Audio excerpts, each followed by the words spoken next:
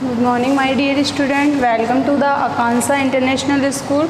Today we are going to study lesson class 5th lesson 7 आत्मबोध। इससे previous video में हमने इस लेसन को स्टडी किया था जिसमें एक साधु के बारे में बताया गया था कि उसमें मतलब कई गुण थे और एक अवगुण था लालच, ठीक है, जिसके बारे में वह गंगा नदी के किनारे जब उसके पास सोने के सिक्के थे तो वह अमरनाथ की यात्रा पर निकला तो उन सोने के सिक्कों को एक शिवलिंग के नीचे छुपा कर गया। वापस आया तो उसके समान उसी शिवलिंग के समान कई तरह के शिवलिंग उसे नजर आने लगे। इसी प्रक्रिया से इसी प्रकार उसे अपने आप में आत्मबोध हुआ, यानी अपने आप में चिंतन किया उसने कि मतलब धन के लालच में नहीं पड़ना चाहिए। जिस धन से दूसरों का भला नहीं कर सकते वो धन स्वयं नष्ट हो जाता है, ठीक है। यानी मैं तो एक सन्यासी हूँ, मुझे हमेशा लालच नहीं करना चाहिए। भगवान ने मुझे ये शिक्षा देने के लिए, भिक्षा देने के लिए तो बनाया है, ठीक है। इस तरीके से ये लेसन हमने स्टडी किया था, आपको शब्दार्थ करने के लिए बोला था। आज हम इस लेसन के क्वेश्चन आंसर हैं जो मौखिक प्रश्नोत्तर दे रखे हैं आपके पेज नंबर 37 पे, उनको आपको सॉल्व करना है। तो देखिए फर्स्ट क्वेश्चन देखिए, आत्मानंद कौन था? आंसर हो जाएगा आत्मानंद एक साधु था, ठीक है। सेकंड क्वेश्चन आपके दे रखा है साधु में, सेकंड क्वेश्चन बुक की सहायता से लिख लीजिएगा, मैंने only for answer he board पे लिखा है, ठीक है। सेकंड क्वेश्चन आपके दे रखा है साधु में कौन सा एक अवगुण था? तो आंसर हो जाएगा साधु में एक अवगुण लालच था, ठीक है। थर्ड क्वेश्चन आपके दे रखा है बुक में, भारत की प्राचीन प्रथा क्या है? भारत की प्राचीन प्रथा ये है कि सन्यासी तीर्थों में एकत्रित होकर तीर्थ यात्रा में, यहाँ पे यात्रा लिख देना, तीर्थ यात्रा में एकत्रित होकर जन समुदाय को उपदेश देते हैं। ये हो गया थर्ड का, ठीक है। नेक्स्ट क्वेश्चन 4 वाला देखिए, घसघड़ी वाला, साधु ने अपना धन कहाँ छुपाया था? साधु ने अपना सारा धन गंगा नदी के किनारे एक बालुकामय गड्ढा में खोदकर छिपा दिया था। शॉर्ट में आंसर लिखना है, एक बालुकामय गड्ढे में, बालुका यानी मिट्टी के रेत के टीले में छिपा दिया था और उसने शिवलिंग बना दिया था, ठीक है। नेक्स्ट देखिए डे वाला, साधु को आत्मबोध किस प्रकार हुआ? तो इसमें साधु जब अमरनाथ की यात्रा से लौट रहे थे, यानी उसने अमरनाथ की यात्रा की थी ना, ठीक है, एक मिनट,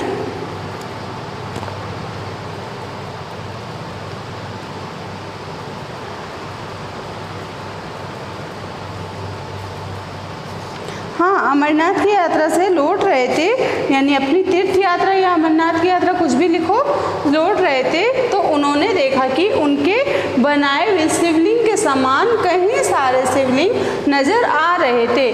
उनको देखकर वह बोले, किसी ने ठीक ही कहा है कि वह धन नष्ट हो जाता है जिससे न तो हम अपना भला करते हैं न दूसरों का। इस प्रकार उसको आत्मबोध हुआ या अपने आप में चिंतन हुआ, ठीक है। आगे देखिए, इसमें और दे रखा आपको, नेक्स्ट क्वेश्चन देखिए, ये फिल कर दीजिए एक बार नोटबुक में, मैं आगे और करा रही हूँ।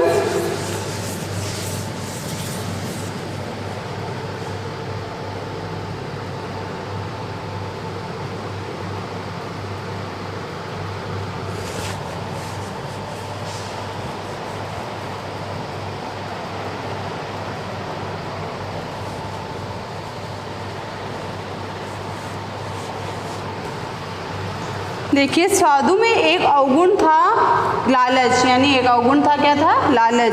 क्या यह अवगुण उसके लिए ठीक था? नहीं। तो यहाँ पे उत्तर में क्या लिखेंगे हम? 6 वाले में साधु के लिए जो अवगुण था वह था लालच। क्या यह अवगुण ठीक था? उसके लिए ठीक था? नहीं। वह अवगुण उसके लिए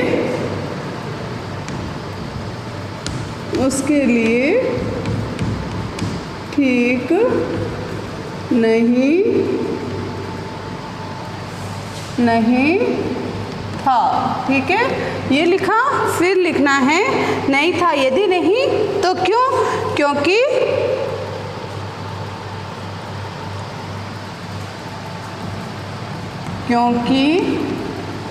वह एक सन्यासी था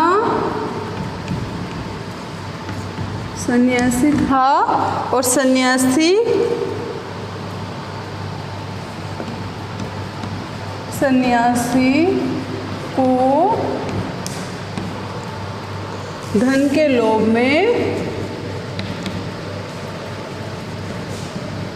में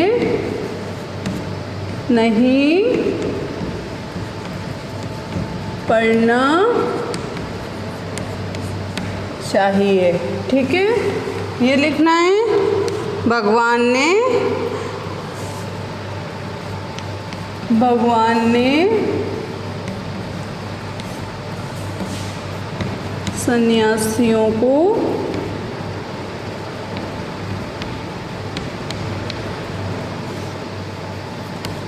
भिक्षा देने के लिए ही तो बनाया है। ठीक है, ये लिख देना। ओके, ये हो गया लास्ट चे वाला आंसर। अब देखिए सेकंड क्वेश्चन आपके दे रखा है पढ़ना सीखो। इसको आपको ओनली वर्ड पढ़ने, आत्मनन, अवगुण, ग्रास, सन्यासी, निर्वाह और तपस्स्थली। एक बार ये क्वेश्चन आंसर आप नोट कर लीजिए, वीडियो को स्टॉप करके आप क्वेश्चन आंसर नोट कर लीजिएगा। ठीक है, फिर देखिए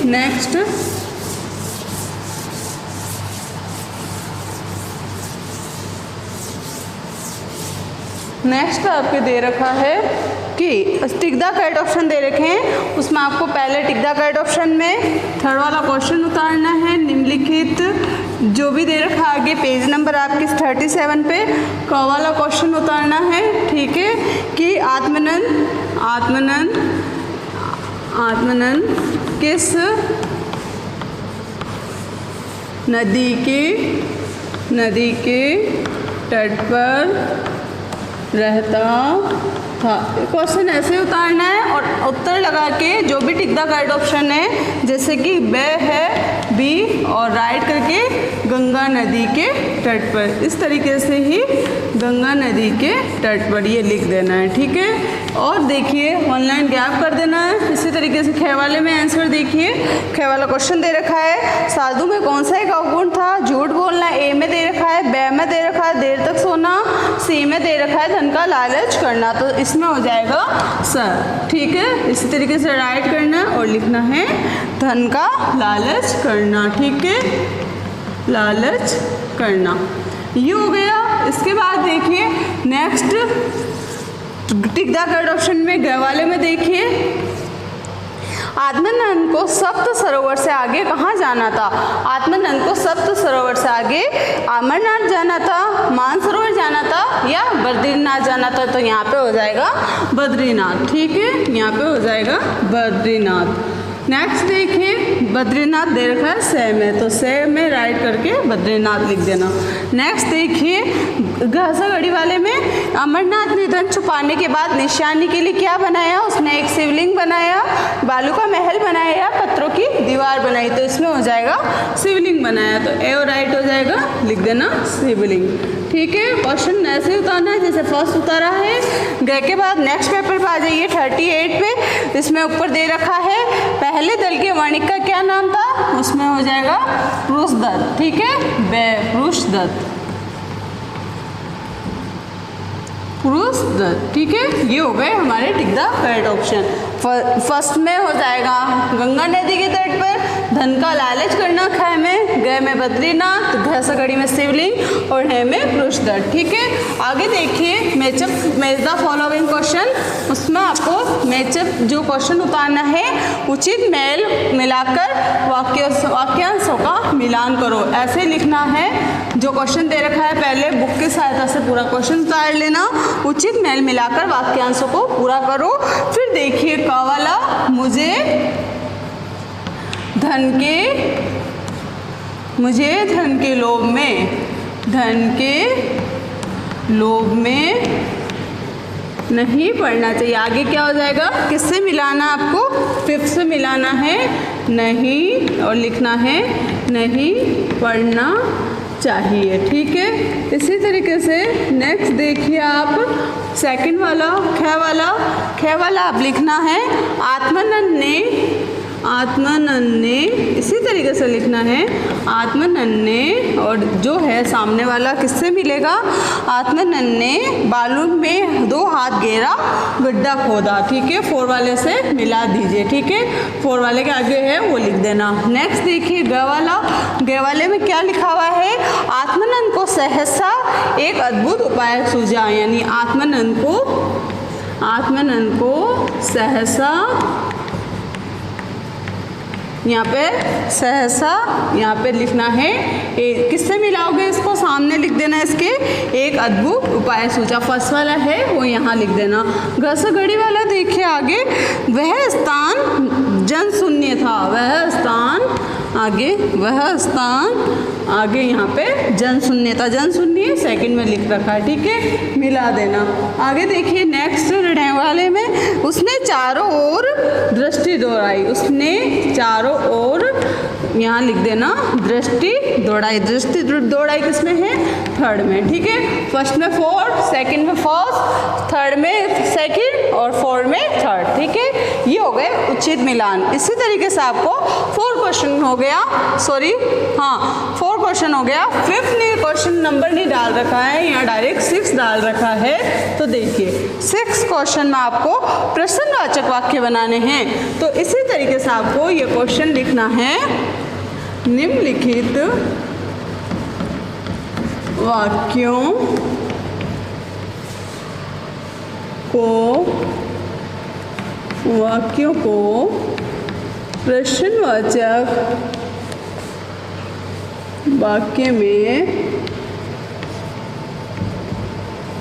वाक्यों में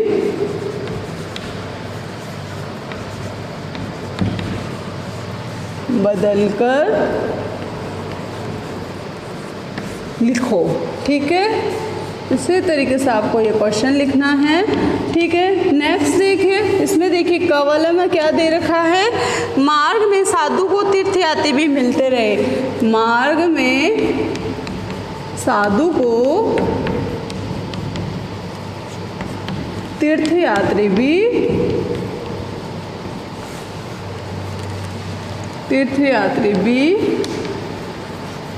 ठीक है, ये लिखा हुआ है तीर्थयात्री भी मिलते रहे।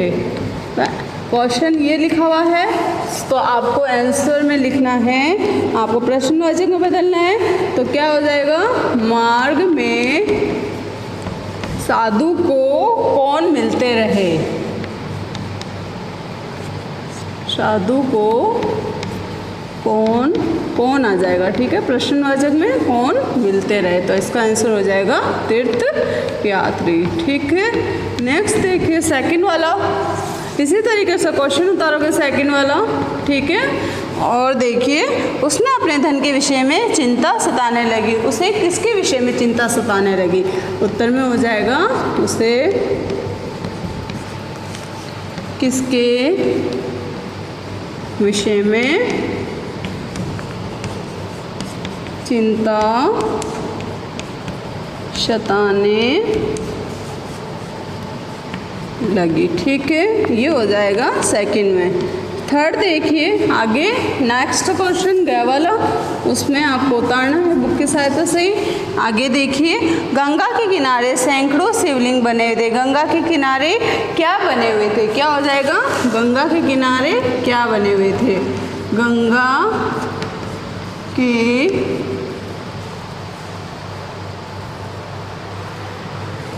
किनारे क्या बने हुए थे। ठीक है, ये क्वेश्चन बनेगा, क्वेश्चन ही बनाने हैं आपको। ठीक है, आगे आप ऊपर वाले अपने आप लिख लेना। नेक्स्ट देखिए घड़ी वाले में, आत्मानंद बहुत देर तक शिवलिंगों के मेले को देखता रहा। आत्मानंद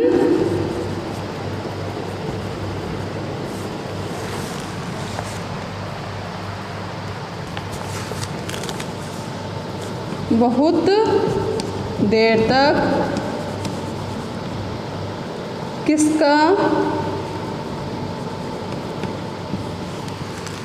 किसको देखता रहा। ठीक है, ये हो जाएगा शिवलिंग के मेले को। ठीक है, आगे देखिए नेक्स्ट पढ़ने वाला, मुझे तो धन के लोभ में नहीं पड़ना चाहिए।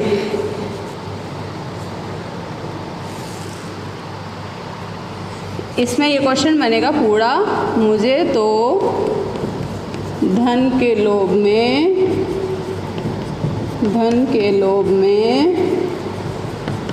नहीं पढ़ना चाहिए। यह किसने कहा